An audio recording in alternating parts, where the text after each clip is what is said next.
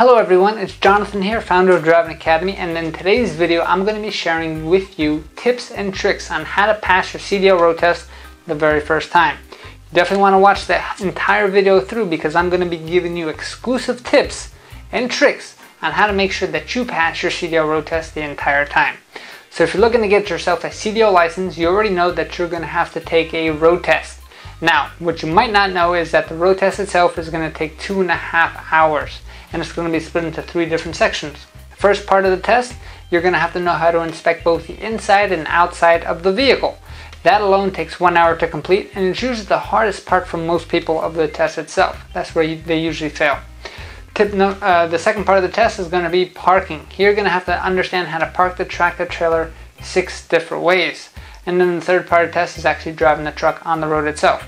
So we're going to be breaking down each part for you, giving you the tips and tricks that you need in order to pass and master that section, so you can move on and get that piece of plastic that says CDL on it, and you can get yourself on your road to freedom.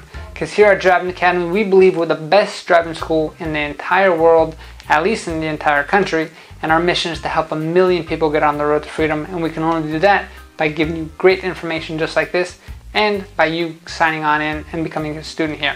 So if you want more information about how our programs work, give us a call, 908-525-3609, so we can share with you all the different programs that we do have and how you can get started with as little as $500 down. So let's get started on the first part of the CDL road test. So the first part of the CDL road test, like I said, is going to be the inside and outside inspection for the test. If you're taking the CDL road test with our school, we're going to take you to our third-party testing site. And that means that the way it's going to work is, first part of the test, we're going to read you a set of instructions on exactly what you're going to have to do for the inspection. You are going to have to perform a full vehicle inspection for the outside as well as an inside inspection. You're going to have the ability to choose whether you want to do an inside inspection or an outside inspection first.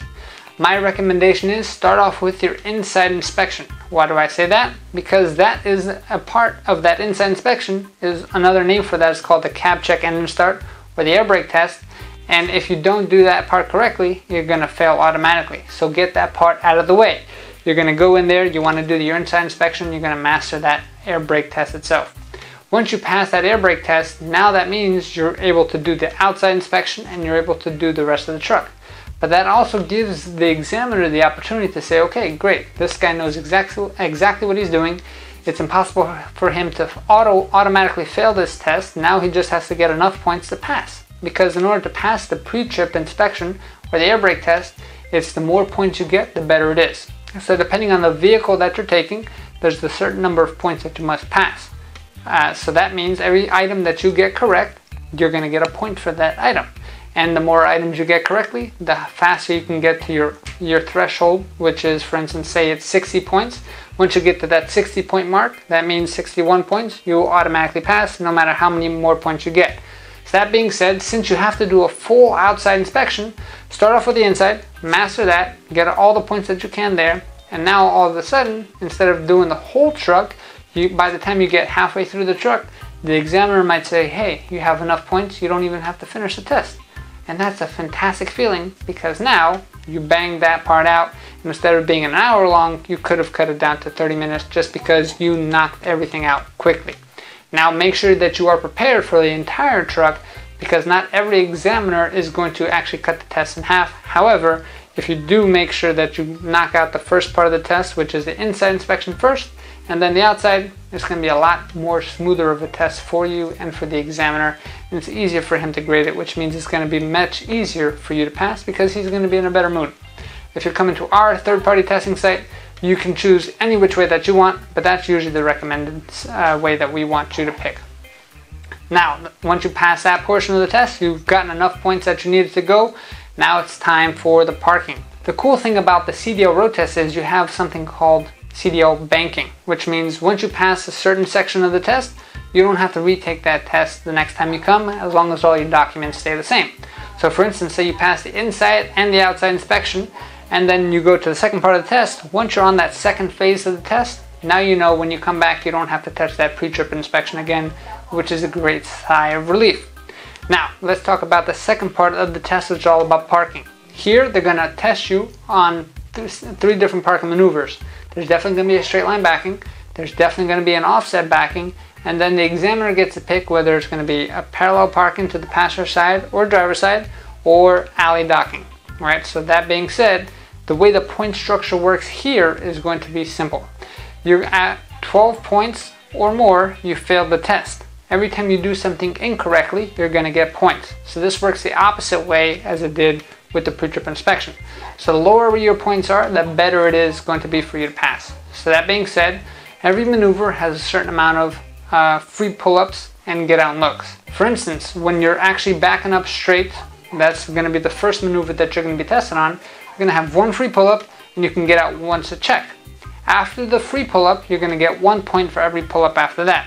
However, if you hit a line or hit a cone, that's going to be 2 points. So think about it. As long as you don't hit any lines or hit any cones, you can pull up a total of 11 times out of all 3 maneuvers and still pass the test, right? So straight line backing, like I said, 1 pull-up and 1 get out and look. Second maneuver is going to be an offset back. It could be offset back to the right or offset back to the left. That being said, you're going to have 2 free pull-ups and 2 get out and looks. Now when it comes to the pull-ups, again, like I said, you get 2 for free. After the 2 free ones, it's 1 point each one. However, the get out and looks, you can only get out twice. If you get out a third time, that's going to be an automatic fail, so make sure you don't fail the test. The other thing is, like I said, if you don't hit any lines or hit any cones, you can keep pulling up pretty much 11 times and you should still be able to pass. Now, the last part, say it's parallel parking or alley docking, doesn't matter. You're going to also get 2 free pull-ups and 2 get out and looks. Same thing applies. So you get the 2 for free. After that, you can pull up more times. You're just going to have points. The other thing that is definitely a point killer is going to be making sure that you follow the directions. So for instance, if the examiner says, I want you to keep backing up straight until the front of your truck passes the last set of cones, which means the entire vehicle has to be behind the last set of cones, and you back up and your vehicle is in front of the last set of cones, you almost pretty much automatically fail because there's so many points associated with not following the directions, where if you do 1 or 2 more mistakes, that's pretty much it. So you definitely want to make sure that you don't fail for any silly reason and you fully understand the directions. If English is questionable for you, maybe English is not your first language, that's fine. The examiner can clarify everything for you and can show you a diagram so you know exactly what's going on. Do not start that maneuver until you are fully clear on where you're starting from and where your ending point is going to be, because that's one of the silliest reasons to fail the test, where if you know what you're doing, however, you just didn't follow the directions. Now, once you pass that parking portion of the test, now it's going to be time for the third part of the test, which is driving on the road. When it comes to driving on the road, it's pretty simple stuff. As long as you don't automatically fail, that means it's very, very hard to fail the test itself. When it comes to the driving, everything you get wrong, you're going to get points, right? So 1 point for everything you do incorrectly. At 30 points or higher, you fail. Less than 30 points, you pass. So that being said, as long as you don't automatically fail, that means you can do 29 items incorrectly and still pass.